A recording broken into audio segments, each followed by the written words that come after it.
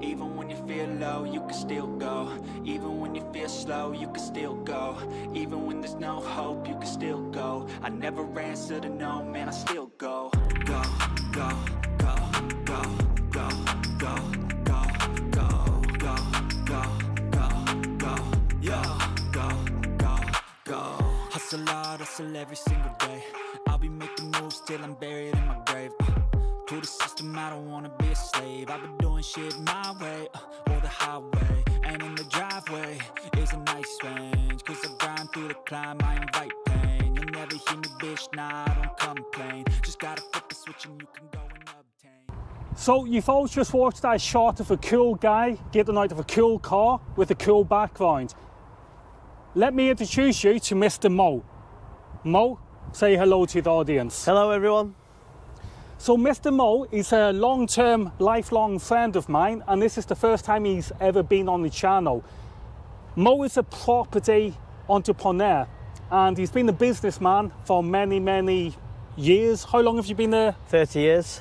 30 years in business, yeah. 30 years in business. So what we're going to be doing, today we're going to be exploring this scenery around Manchester, and we're going to be learning more about Mo and being a property entrepreneur.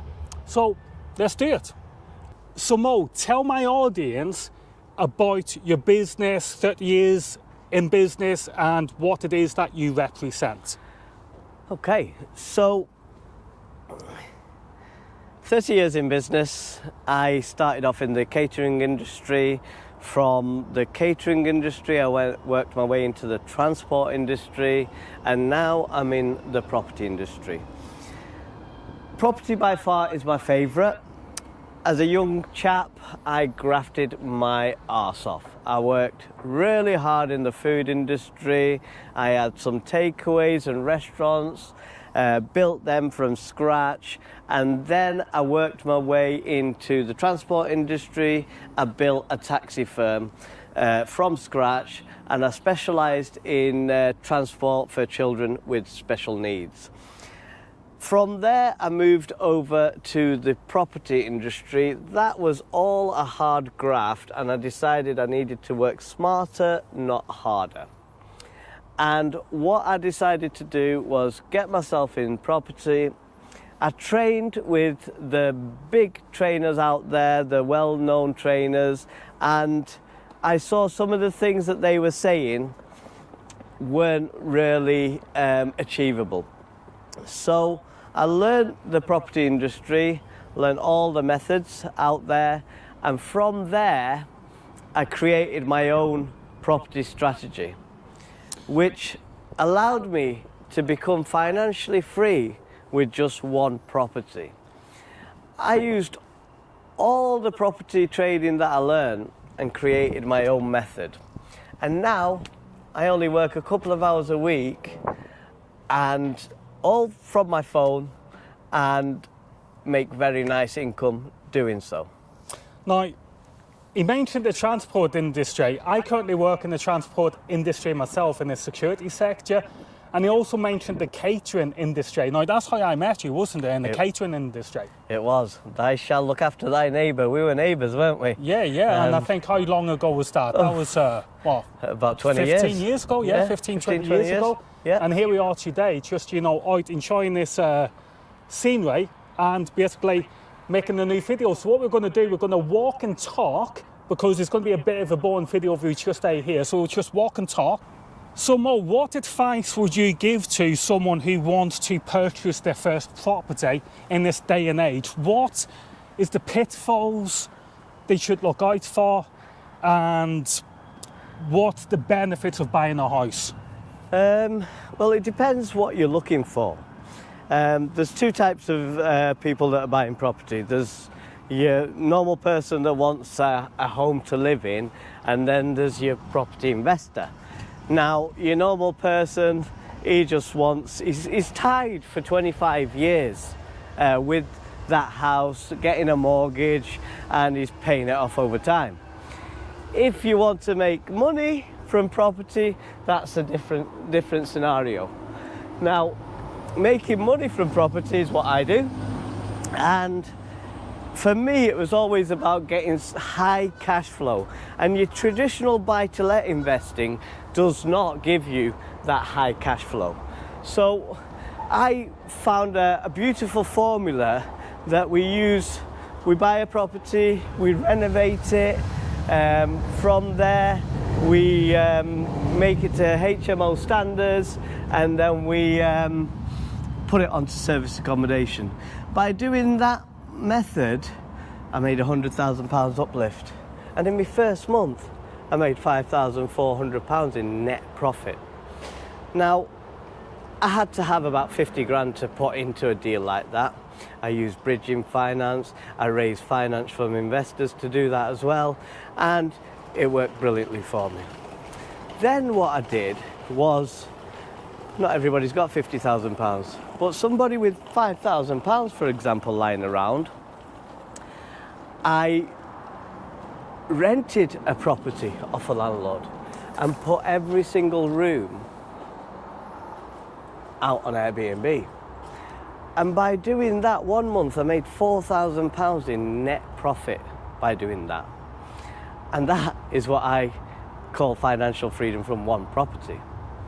Now, I only spend a couple of hours on these 2 properties, managing it from anywhere in the world.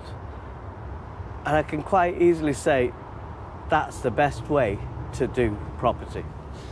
So if we use the example of, let's say, the newlyweds, the new couple, they want to buy their first time mortgage, get a first time mortgage. Yep. Again, what would be the pitfalls of them buying a house versus renting?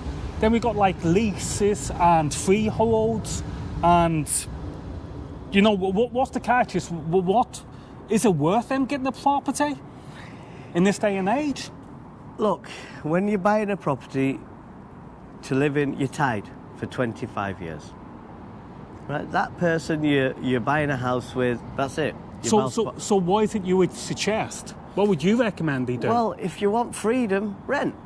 Rent. So you're saying that rent gives you freedom? Yeah. Correct. Renting gives you freedom. Okay, renting Now, gives you freedom. Renting gives you freedom. Yep. Become a property investor, and that business pays for your rent. Agreed. But I don't want us to become a little bit defocused here. So if we just focus on the couple that wants to get property, where they want to raise a family, Yeah.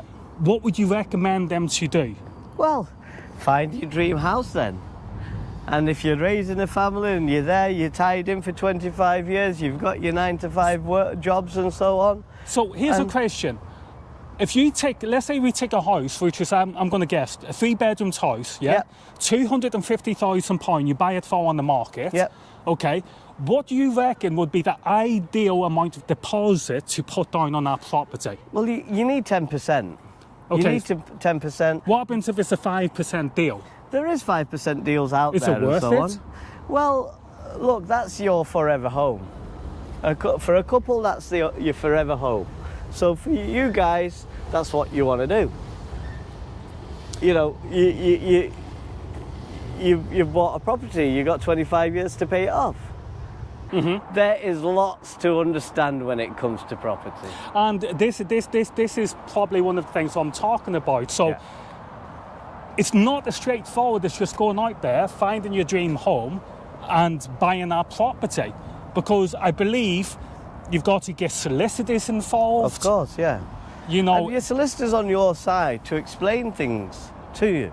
I mean, I think there's actually, you've been on this training course. You've been on Samuel Leeds Jackson's, is that his name? Samuel Leeds, yeah, I've been on many. Yeah, you've been on Samuel Leeds' training course. Yeah. And I remember I watched the Samuel Leeds video, and it was basically talking about getting property, and the first thing you should do, and he said the first thing you should do is go out and find a solicitor, get the solicitor on board. Yeah. So why is a solicitor needed? The solicitor does your paperwork, does all the legal paperwork. And what would that involve? Do And you does know? all the checks that you need when you're buying that property. Okay. There's lots and lots of things that your solicitor does. Now, they'll explain all that to you. Yeah. I can't explain that because I'm not the solicitor. Every solicitor's different. They'll explain it Good point. differently. But all you do is get that solicitor to help you with the purchase of that property. Yep. Yeah.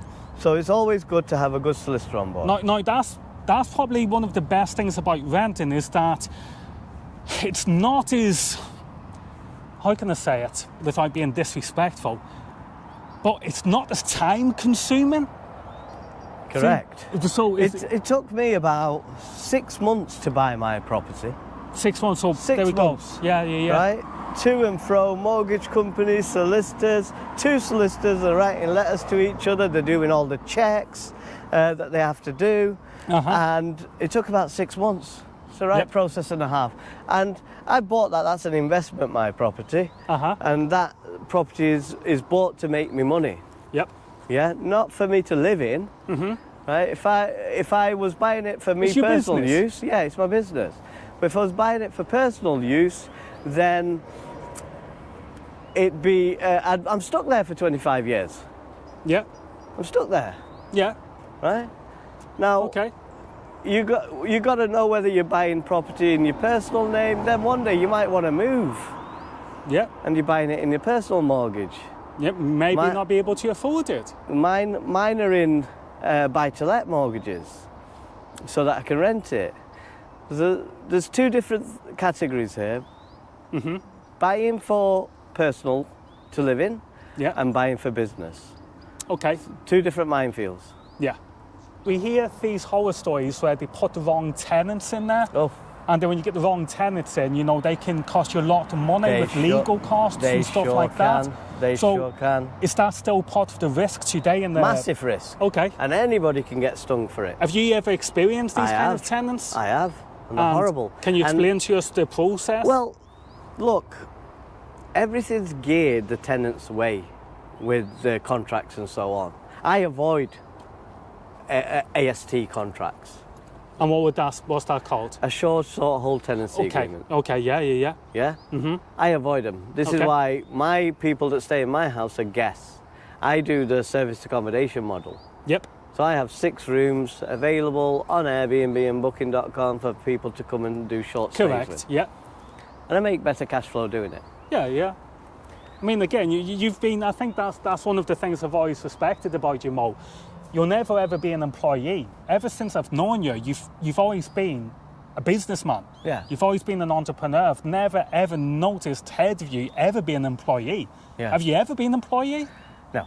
No, just No. always business since you left school. I did try it once. Okay. Yeah, I did get a job. Well, pay as you earn. Yeah, I Just did. above I got broke. a job. Just over broke. Just over broke. I He was the guy realise that taught me that. Just over broke. yeah. That's a job. Job stands for just over broke. Yeah. And I decided, no, job is not for me. Yeah. I like my freedom. I like to be in control.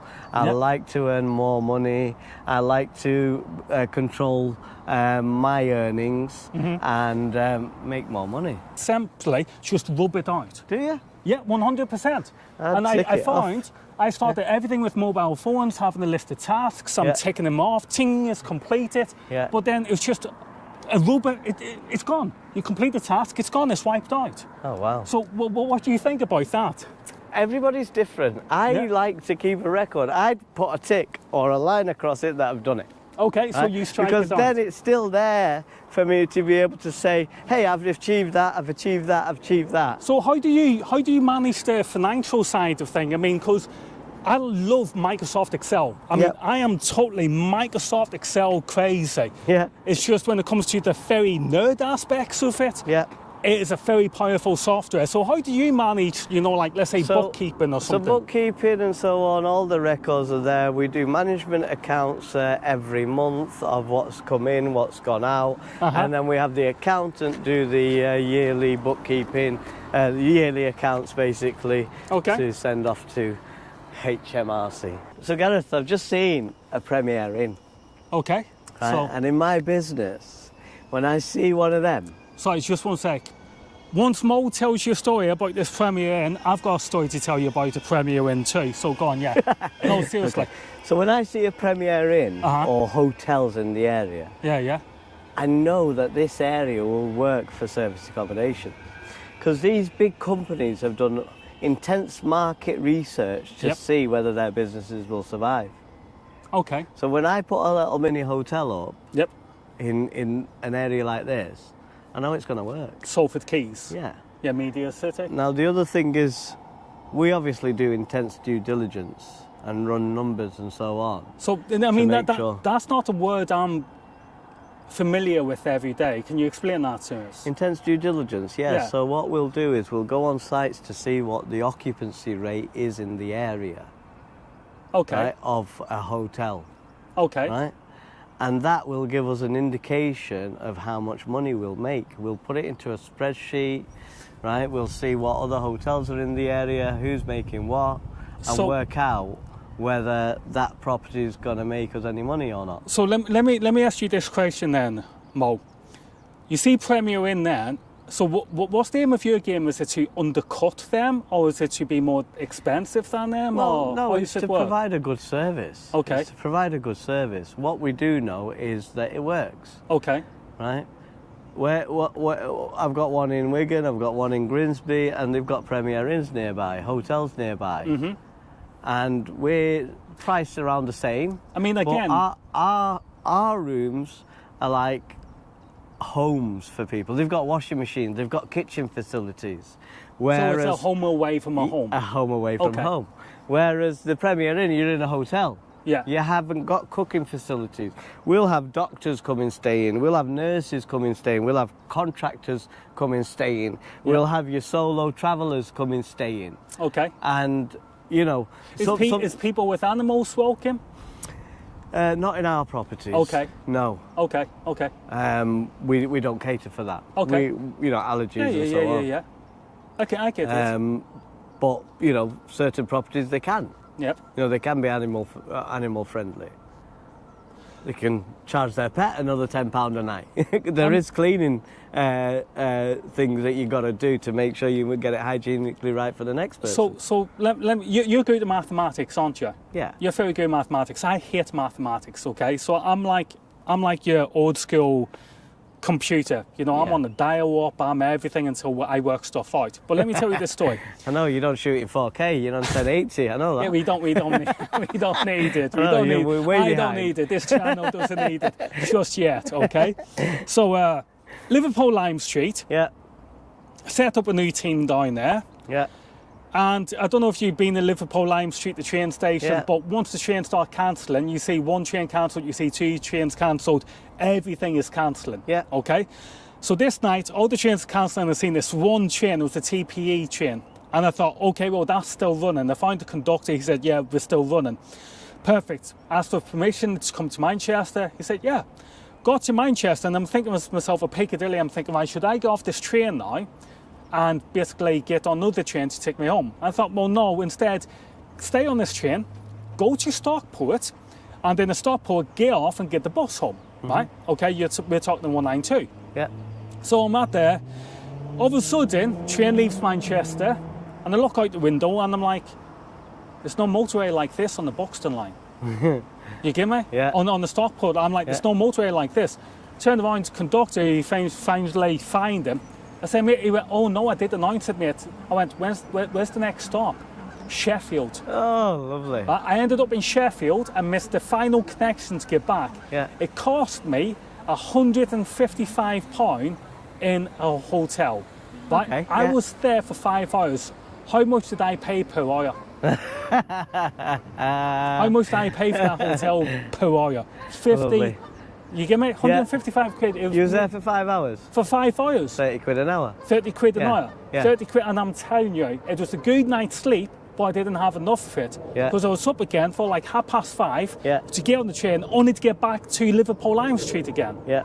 So yeah, I mean, it's good. I wasn't homeless in Sheffield because it was windy, it was raining. Yeah. But you know what? Got to do it, haven't you? I had to pay that money. You got to do it. You could have gone on Airbnb and found something a bit cheaper, maybe. Yeah, I'll be honest with you, Mo. I'll be honest with you. The coffee wasn't that nice either. You get me? And this is the thing with our service accommodations. We think about all this.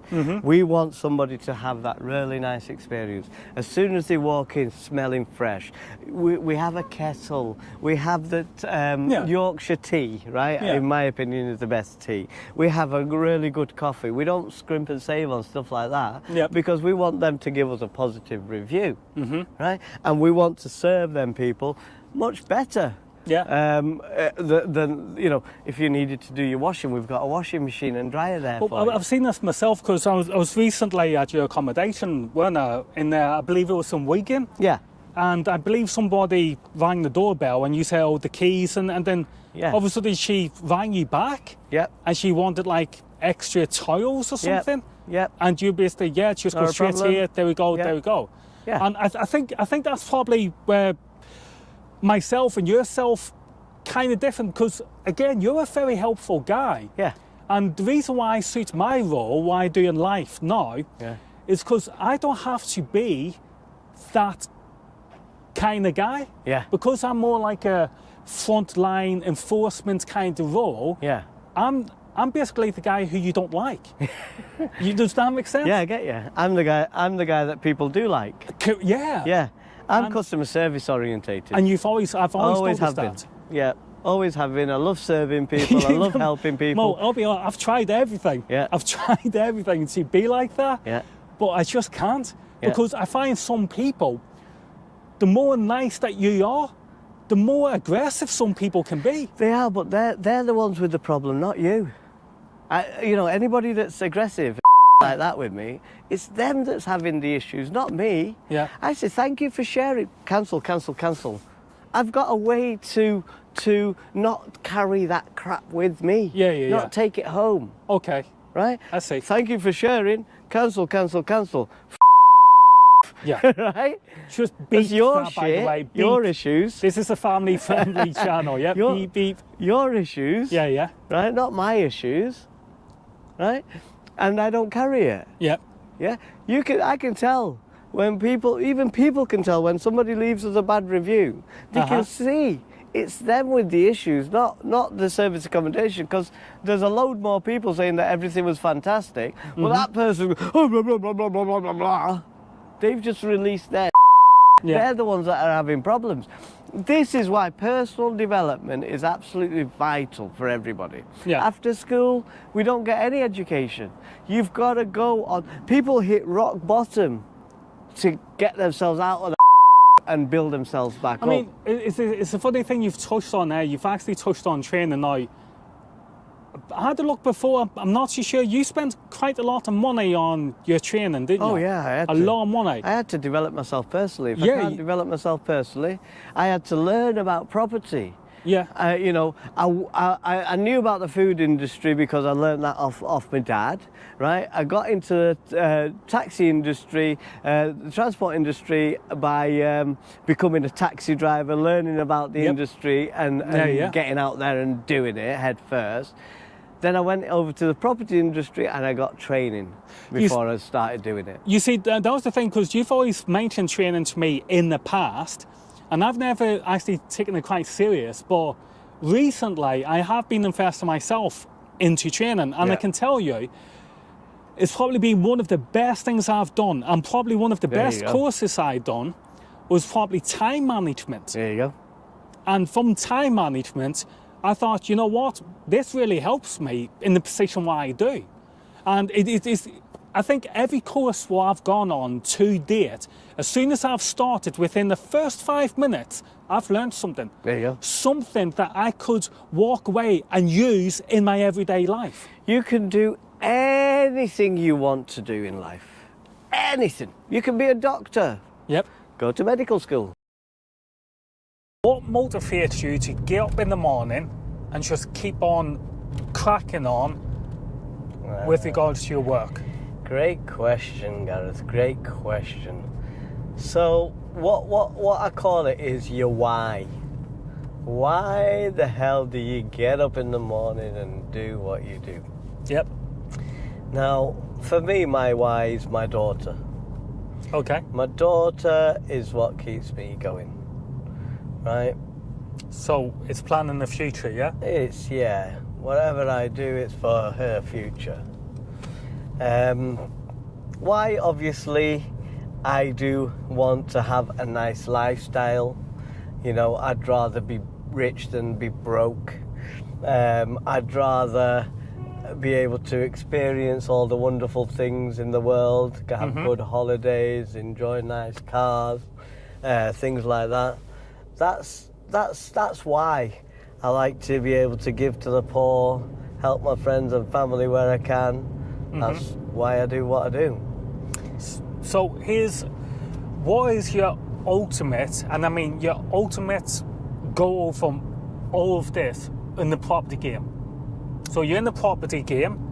We're talking about what is the end chapter of this property game? There is no end. I'm building a business. I've got a beautiful little business that I can build, make bigger and bigger and bigger, if I choose to do so. I've got a training company where I can help hundreds and thousands of people, which I am passionate to do. I want to get my property side to a certain level, and I'm happy with that. It doesn't need to be multi-million pounds for me. You know, I'm not about that. You see, there's a few things I've noticed about you, Mo, okay? So first of all, is you're passionate about property. And the second thing as well is that you're passionate about training. So if it came to training or the property game, which one would you swerve to? Good question. Because again, from what I can see, looking into your life, you're passionate about the training, you want to deliver first-class training, but at the same time, you're very passionate about property. I think they come hand in hand. Both of them come in a hand in hand. I don't think it'll be one or the other for me. I think it'll be both. Because whenever I do a new thing in property or learn something new, I can always add it onto my training programs for other people to learn. So I think they both come in hand together. I don't think it'll be one or the other for me. Okay, so you're basically saying it's like a shoe. With your shoes, you need laces.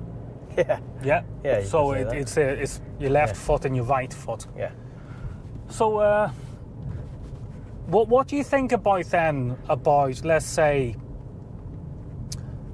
holiday lets or stuff like that? Is there any money to be made in that area? Yeah, holiday lets is the best way to make money in property at the moment. Is it? Yeah. So are we talking about like coastal side towns? Yeah, coastals, holiday let, Windermere, places like that down south. It is a great way to make better cash flow and have more control of your property. Okay, and that's what it's about. It's all about the cash flow. Yeah. So how does the insurance work when it comes to your property? Is it easy just to go through that process? Do you just go to your insurance company, say this is what I want, and they just give you it? Yeah. There is a specialist holiday let insurance out there. There are brokers out there that will get that side sorted for you. So as we can see down here now, we can see Manchester right there in the distance, okay? Yeah. So if I'm correct, no, actually I don't know, is that Bethamtown on the right hand side? Oh, good question. Is it? Yes, it is. I think it is, yeah. So I think them other ones, they're the three new ones, aren't they? That's right, yeah. Okay, so what do you think about these kind of properties? I believe it's like developers. Are these the developers? They're big boy developers, yeah. So they're big boys. So what we're talking about, can you run us through what this kind of business model would be? Oh, next level. Next level? Yeah. I've never done anything like that. I don't know if I ever will. You never know. So let me guess. Do they start off by buying the land? Yeah. They don't always have to buy the land because they may joint venture with the person that owns the land. do some special agreements, and then that person that owns the land will get an X amount when everything's sold off and things like that. Okay. So that's So it's like a kickback. Oh yeah, they're big boy developers. There's lots of people involved. There's financiers involved. There's very rich people involved, and that's what they do as a job. You know, as that's their life. That's So what they I would assume we're talking about overseas investors. We're talking about the banks. Yeah. We're talking about these kind of people who has the power to basically control it all. That's right, yeah. There are mega big companies out there that are structured beautifully to be able to get deals like that over the line. Remember, I was saying properties are people's business. There's so many people involved in getting something like that over the line. Okay. It's like a jigsaw puzzle, right? You can imagine, you've got to lay foundations, you've got surveyors, you've got planning, you've got council, you've got investors, you've got directors, you know, property developers. There's so many people involved. You've got the manufacturers of the glass, the equipment, the furniture. So many pieces to this puzzle. Yeah, absolutely. You know, that are involved in a big development like that. Towers, next level. And do you think it's would you say it's highly profitable? Yes is the answer. Yes, it is. They do their calculations before they even apply for the planning permission. Okay. So it's all about formulas, not feelings. Now, don't get me wrong. You know, it does go wrong for some developers. Yep. And for some developers, it does work. So it's formulas. They know that, you know, you've got some very clever people calculating every single penny that will be used in doing a project like that. It's you do get the good ones, and you do get ones that go wrong as well. I mean, without a shadow of a doubt, it is very impressive to look at the city of Manchester today and say, you know, this city is fastly growing, and mate, I would say about 10 years' time, this city is going to be massive. This city really is going to be massive. Yeah. Even recently, people have. It's only 2.5 hours to get to London, and people now work on Zoom, conference calls on Zoom and Teams and things like that. And a lot of people work from home. So these people that work the BBC and ITV and all that move to Manchester. They save a lot of money by doing that as well. Absolutely. So there's lots of people coming to the area. There's lots of people that have come into the area. There's lots of opportunity. Yeah, it is growing. Yeah, it is cheaper to live in Manchester than it is in London. And you know, some people will jump ship and move to Manchester. Now, when we talk about, because we've seen this kind of stuff before, where we have these big property investors. Yep. They come in, they build all this property, as you can see, but would it be fair to say that a lot of Mancunians are probably going to be priced out of the city? Look, mate, whatever you do, you know, you can't control the world, but you can control your world. You know, you saw the cost of living crisis. Everybody's wages has gone up as well. Not brilliant. Don't get me wrong. It's not gone up in line with how price of fuel and food and everything else has gone up. Right? You see how couples have to now. Couples have to both work to be able to pay the mortgage off and so on, which is horrible, really. The system is designed to keep us poor. If somebody was going to buy a property now in the UK, where's the best place for them to buy that property? Listen, there's good places and there's bad places. You've got to pick a decent area that gives good capital appreciation. Places like Blackpool, FY1 postcode area, capital appreciation's slow, very, very slow. You want to avoid these places where your capital appreciation, your value of the property needs to be doubling every 10, 15 years. So just to gather, because I'm actually quite new to this terminology, so capital appreciation, is that what it's called? Yeah. So for those of us who doesn't really know what that is, can you explain? Yeah, so it's the value of your property going up. That's what the capital appreciation means. Basically, you add more value onto that property over time. So could you have a capital depreciation? Is that possible? It is when there's busts and so on going on. 2008 there was a market crash and some properties were highly leveraged up. Am I meant to be looking at the camera? No, that's fine, that's fine, go on. When you're thinking. Some of the properties were highly leveraged up and they were mortgaged up higher than the value of the property. Now, when things like that happen, you sit on it. You stay in, you sit on it until the market recovers. So what kind of stuff can one expect to have capital appreciation? So is that like investing in new furniture, painting the property? No. Well, yeah, obviously refurbing the property will help bring its value up. Adding an extra bedroom to it would help bring the value of that property up. Over time, properties generally every 10 to 15 years should double in value.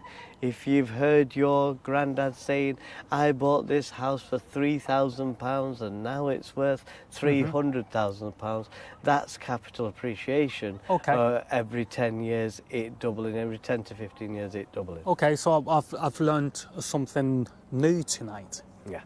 So again, if you have a look at Manchester, where do you think this city is going to be in 10 years' time? Good question. 10 years' time. 10 years' time. More developments. Compared to London, if we compare this city to London, where do you think we'll be? We're probably about 30 years, 40 years behind London, dense and population-wise, but population's growing. Population's growing. Why did COVID-19 come along? To kill off as many of us as it can. And I have to say, COVID-19 was very kind to me. It made my life a lot easier. Right. It made a lot of people's, because being a security officer, the people I had to deal with, I didn't have to deal with them. So I was called the key worker. So Lovely. When everybody else was locked up in their houses, I was allowed to go to work. Brilliant. Yeah. Brilliant. So COVID-19 obviously killed off a lot of people. The populations are growing and so on, and we need to house all these people. If you think about it, 3-4 kids in a house and so on, 10, 15, 20 years later, they're going to need places of their own. And I think we should walk and talk, because you've just brought me on to my next topic. So if we just deactivate this camera. So, social housing. Oh, yeah. Let's talk about social housing these days. Okay. Mentioned it earlier on in the video, the manufacturers buy, what was that? Your right to buy scheme? Right to buy schemes, yeah. Some people bought their council properties, only for their properties to end up back in the hands of landlords. Yeah. And unfortunately, we ended up with slumlords. So maybe I'll do some. Look, what I will say to you is 90% of property investors are professional people. Yeah. They've got money and they're professional. You're going to get stupid landlords in anything, but it's not even a 5% of landlords that are idiots. Yeah. The media makes things look massive than what it is. you're going to get people wrong us in anything. But I'd say about 95% of landlords, they've invested their own money into these properties. Don't get me wrong. So, I get it. I know there's a lot of good landlords out there. Yeah. There's a lot of good landlords out there that actually do go above and beyond for their tenants. Yeah. I'm not disputing that one bit. I think what I'm trying to say is, what do you think the future of social housing is like? Because, it's like you said before, there's not enough property that can be built. Look, so I wish governments were like businessmen, but they're not. They're not. Okay. You know, the desktop analysis and so on. Don't get me wrong; they're absolutely brilliant at what they do. Mm-hmm. But there's no real leadership. There's no real, working with businessmen like us to make things happen. Yep. Where's it going? Good luck to them. It's a minefield. I mean, I just think to myself, okay, so you've got mum. Mum has a baby. Yeah. Mum wants another baby. Yeah. And mum wants 3 babies. If mum cannot financially afford our own accommodation, then all you've really got left is the social housing. That must be a very hard situation for mum to be in. It is. It is, yeah. Social housing is out there. The councils are doing what they can to house these people. There is a massive waiting list for council houses. Like I said, Correct. They can't build them fast enough. Absolutely. Brexit this, Brexit that, the other. Wait a minute, our grafters disappeared overnight. The Polish, all the European grafters, they disappeared. Our English grafters, they're in the pub, they're getting pissed, they don't show up for work, they're on the cocaine, their heads west with things. The Irish, they built these roads that we're walking on now, they built Britain to be what it is. You need builders.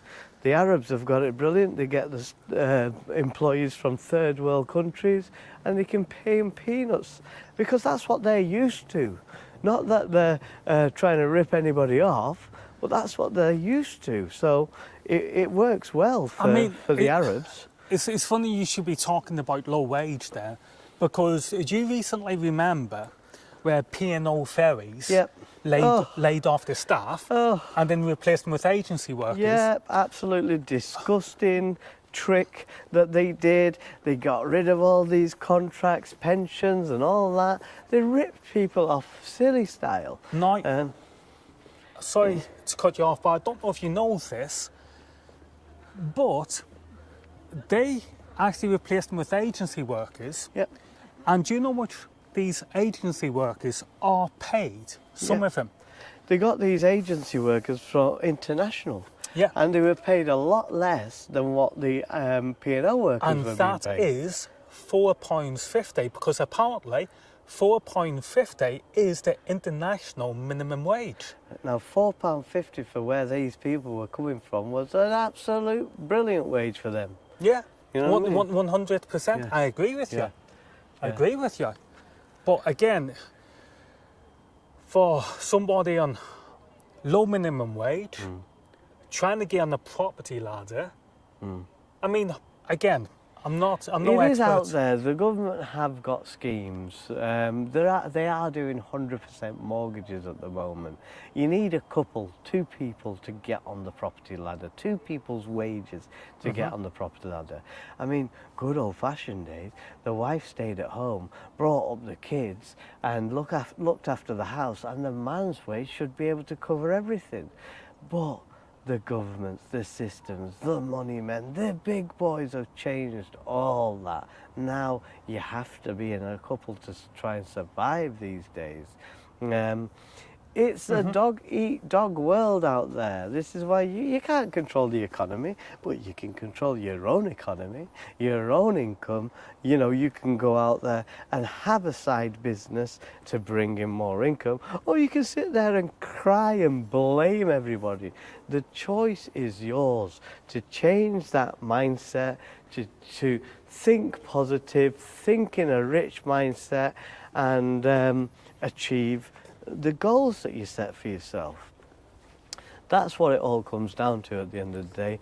You know, you control your world. You can't control the world, but you can control your world.